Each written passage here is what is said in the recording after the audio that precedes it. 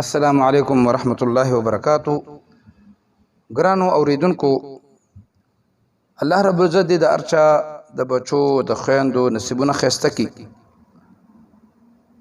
او الله دې په خزینو کې نصیبونه وکي.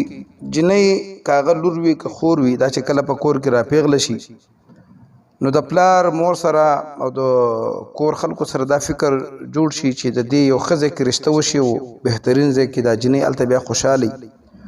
خو بعض وخت جنکې ډېر ښه ښایسته وي او د هغې چې کوم دی قابلیت هم ښه زبردست وي، خو په هغې باندې رشتې بند دي. مونږ پښتانه هغه ته وایو چې نصیب یې بند دی.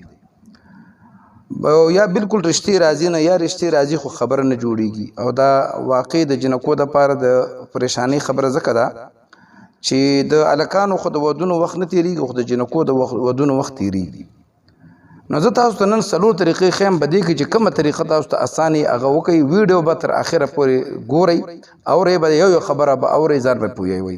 که بعضې خبره باندې پوه نه شوئ نو بیا مانه په کمنټس کې تپوس کولی شئ. اولنۍ طریقه دا ده چې د جنکو د نصیب د کلاولو دپاره که چې د کومو جنکو بالکل د سر نه رشتې راځي نه نو هغه د داسې چل وکړي. قرآن کریم کې سوره طه یو سورت دی، هغه دی په اوبو باندې هغه دی ولیکي او اجنې دې پې ولمبئ. ښه اوس به تاسو وایئ چې دا ولامبي نو دا اوبه خو ځي نالۍ ته. نه، دا اجنې به بل ځای کې ولامبي، بیا به یو پاک خانک کې ودرېږي. هغه خانک کې به د لمبا نه پس ده به ځان پاک کړی، خو دغه اوبه به په یو لوټه کې یا په بالټي کې جوړې کړي او دا په خپل سر باندې راواړئ او دغه اوبه به بیا ډېر په طریقې سره ویسي چېرته د ونې یخ ته یا دیوال باندې دې واچئ چې څوک پرې ګرځي نه. دا به د نورو اوبو سره بهر ګنده نالۍ اوبو ته به دا نه دغه کوي، نه به یې بیئ. او چې کله دا ولمبل نو بیا به د هغې نه پس دا جنۍ روزانه یو ځل سورت مریم وایي. انشاءالله العزیز که د بالکل رشتې نه راځي بیا به پې د رشتو داسې یو حل جوړ شي چې خلک به د یو بل نه مخکې کېږي او خلک به پې لانجې کوي. یو به وایي چې مال یې راکړه او بل به وایي چې مال یې راکړه. دغه رنګې که د یو بله طریقه دویمه طریقه دا ده که د کومو جنکو رشتې نه راځي او بالکل خاموشي جوړه شوي نو یو آیات دی وزیناها للناظرین. دا وزل به دا آیات وی، وزل به دا آیات ولیکي او سوره علم نشرح دا به یو ځل په یو کاغذ باندې ولیکي او دا کاغذ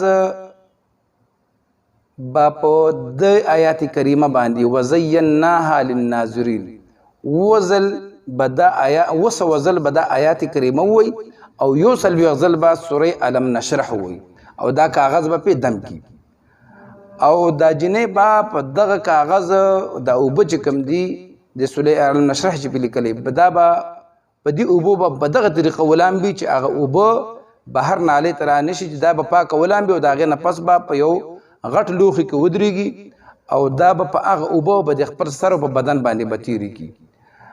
دا عمل به لږ لږ ورځې بعد درې څلور ځل به یې وکړي. انشاءالله العزیز د دې رشتو راتګ به شروع شي.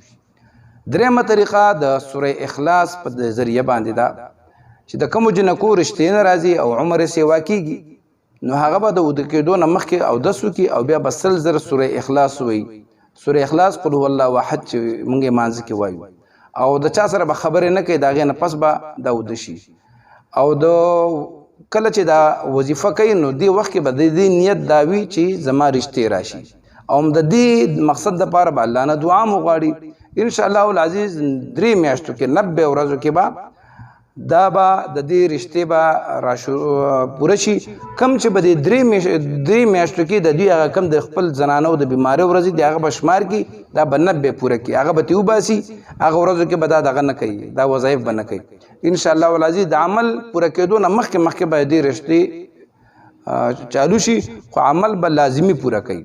او دریم چې کوم دی دریم د یا فتاحو په ذریعه باندې څلورمه طریقه د رشتې چې ده چې د کومو جنکو رشتې نه راځي او یا راځي او بیرته ځي او خبره نه جوړېږي نو دا جنۍ به روزانه د شپې ماخوستن مونځ نه پس 1100 ځل یا فتاح وایي او سحر مونځ نه پس به 11 ځل کم 1500 لکه 489 400 او 9 ځله دا به د سحر مونځ نه پس دا وایي.